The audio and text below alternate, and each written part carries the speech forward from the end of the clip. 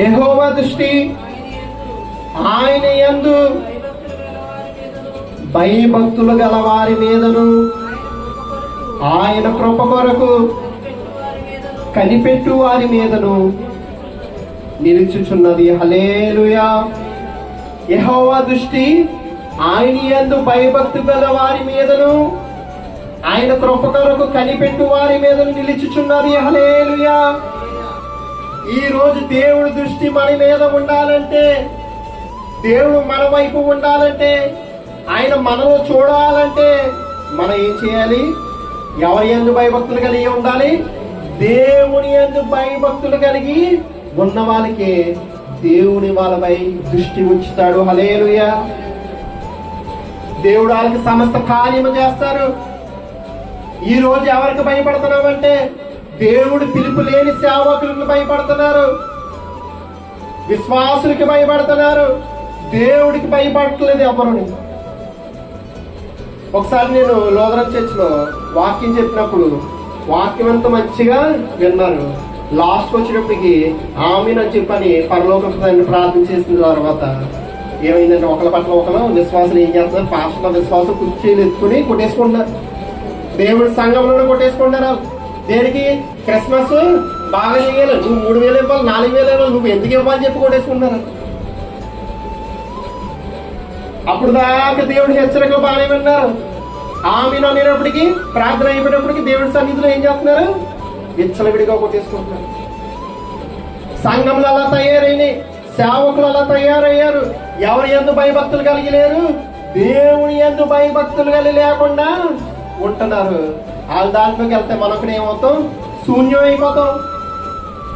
అందుకే దేవుడు ఏం చెప్తాడంటే యెహోవా దృష్టి ఆయన యందు భయభక్తులు కలిగి వారి మీదనే ఉంటుందంట. ఈరోజు ఎవరికి భయపడాలండి? దేవునికి భయపడాలి. ఒక అధికారి వచ్చినప్పటికీ ఏదైనా మనకు పర్మిషన్ ఇవ్వాలంటే, ఇల్లు కట్టుకోవాలన్నా, ఒక రిజిస్ట్రేషన్ కావాలన్నా సరే ఆ అధికారి దగ్గరికి వెళ్ళి మనం ఎలాగ ఉండాలి? వినయంతో ఉండాలి. యారా ఎందుకు పెట్టారా అని అంటే పెడతాడా? మొత్తానికి రిజెక్ట్ చేసి పెడతాడు. ఆడికి ఏం చేయాలి? గౌరవం ఇవ్వాలి. ఆడికి తగ్గి మనం ఉండాలి. ఆ అధికారికి మనం ఏం చేయాలి? తగ్గి ఉన్నప్పుడే ఆడు ఏం చేస్తాడు? ఓకే, అంత ప్రూఫ్లు అన్నీ బాగానే ఉన్నాయి కాబట్టి ఓకే చేస్తాను. ఒకవేళ ఆడి మీద గౌరవం లేకుండా కోపంతో విరవీగిపోతానంతో పడిపోతే ఏమవుతాడు? బయట పోవంటాడు. నేను సంతకం పట్టినా ఏం చేసుకుంటావో చేసుకోవాలి. ఒక ఎమ్మెల్యే దగ్గరికి వెళ్ళినప్పుడు ఏం చేయాలి? వినయంతో ఉండాలి. చేతులు కట్టుకొని ఉంటారు, వినయంతో కూడా ఉండాలి, నమస్తే పెట్టాలి. లేదంటే ఏం చేస్తాడు అతనికి తెలియదు. అలాగే దేవుడి సన్నిధికి వచ్చినప్పుడు, ప్రతిరోజు దేవుడి దగ్గర ఉన్నప్పుడు మనం ఏం చేయాలి? ఆయన యందు భయభక్తులు కలిగి జీవించాల్సిందే.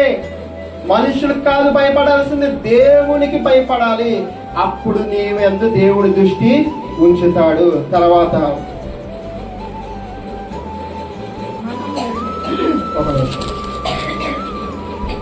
ఆయన కృప కొరకు కనిపెట్టు వారి మీదను నిలుచుచున్నది. హల్లెలూయా.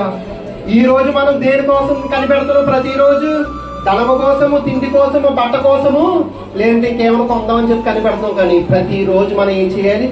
ఆయన కృప కొరకు మనం ఏం చేయాలి? కనిపెట్టాలంటే ప్రార్థనలో. అలాంటి ప్రార్థన ఉందా మన జీవితంలో? దేవుడి దృష్టి మన మీద ఉండాలంటే భయభక్తులు కలిగి ఉండాలి. రెండోది, ఆయన కృప కొరకు మనం కనిపెట్టి వారి మీద ఆయన దృష్టి ఏంటంటే నిలుచుచున్నది. హల్లెలూయా. రెండోది ఏం చేయాలంటే మనం ఆయన కృప కొరకు కనిపెట్టాలి.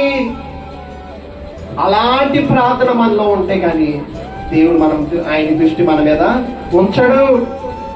స్పష్టంగా చెప్పేస్తున్నాడు, నా యందు భయభక్తులు కల వారి మీదను, నా కృప కొరకు ప్రతిరోజు కనిపెట్టు వారి మీదను నా కృప నిలుచుచున్నది, నా దృష్టి నిలుచుచున్నది. హల్లెలూయా. అందుకే దేవుడు ఈ 40 రోజులు కాదయ్యా నువ్వు చేయాల్సింది, ప్రతిరోజు అలాంటి ప్రార్థన నీవు చెయ్యాలి. ఏ రోజు చెయ్యకపోతే ఆ రోజు నువ్వు దేవుని కృప నుండి తొలగిపోయినట్టే, ఆయన దృష్టి నుంచి నువ్వు తొలగిపోయినట్టే.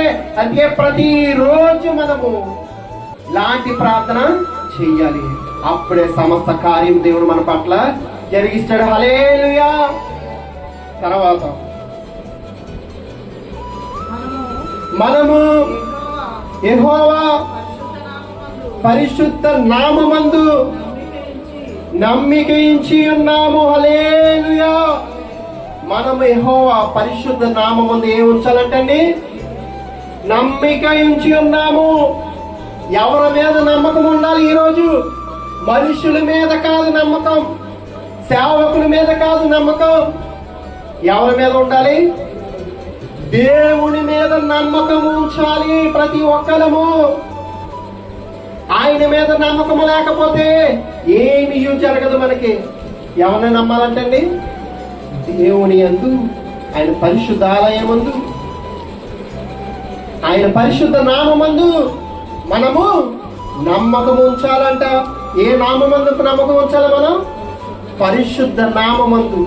ఏంటి ఆ పరిశుద్ధ నామం? యేసు నామమే పరిశుద్ధ నామం. హల్లెలూయా. ఆ నామమందు మనం ఏం చేయాలి? నమ్మకము ఉంచాలి. తర్వాత ఆయనను బట్టి మన హృదయము సంతోషించుచున్నది. హల్లెలూయా. అంటే మన హృదయంలో ఎవరు ఉండాలి? యేసయ్య ఉండాలి. అప్పుడే మన హృదయం సంతోషించుతుందంట. మనలో సంతోషం లేదంటే, ఆనందం లేదంటే మనలో ఎవరు లేనట్టు? యేసయ్య లేనట్టే. మన హృదయంలో ఆయన ఉంటే మనకి సంతోషము ఉంటుందంట. దేవుడు